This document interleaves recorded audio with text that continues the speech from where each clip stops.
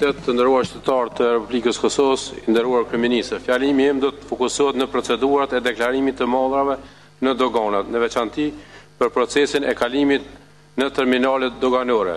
Edhe pse ne shikim të parë të jep me kuptu se kemi të bëjmë me procedurat e thjeshtëzuara doganore dhe terminalet doganore.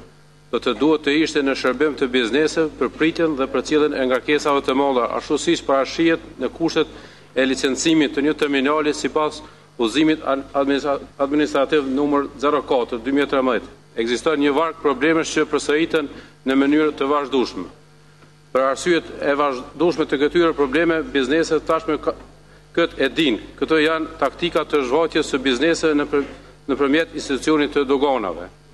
Për bizneset në doganat e Kosovës e ka humbur funksionin dhe detyrën e vet, për çka është themeluar në funksion të zbatimit të ligjit të vendit dhe për interesat e qytetarëve. Pasi siç po shihet, kohëve të fundit funksioni i saj është devijuar dhe misioni i saj është rehabilituar dhe rritja e të hyra për terminale private doganore.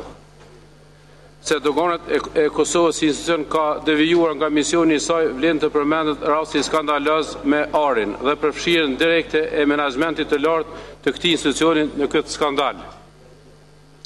Bizneset edhe më të tjerë shantazhohen nga doganat e Kosovës në emër të ligjit dhe metodës më të re analiza së riskut, ku për interes të këtyre skemave kriminale të quajtur terminale doganore të formuar nga politika dhe parapolitika vendore, bizneset detyrohen të futen në terminal dhe për një qëndrim 5 minutë duhet të paguajnë 40 euro për një maun dhe të humbin kohë në hyrje dalje derisa kjo dihet që është një kosto e panevojshme që bie në korrez të bizneseve dhe të qytetarëve në rastet të blerjeve të këtyre produkteve.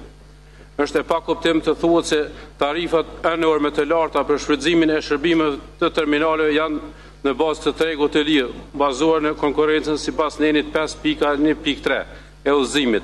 Dhe me anën tjetër Ministria e Infrastrukturës së bashku me doganat deklarohen se nuk do të ketë licenca të reja për terminale doganore.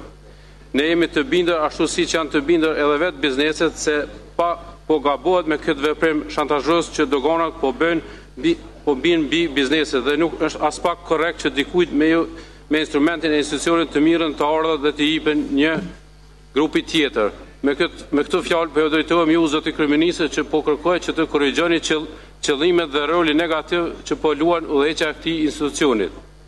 Këto raketime dhe kurrëzime institucionale i detyrojnë bizneset e ndershme të mbyllen dhe i lë hapësirë të mjaftueshës mafisë ekonomike që të veprojë lirshëm. Këto gjeste janë tendencë e këtyre terminale për të kapur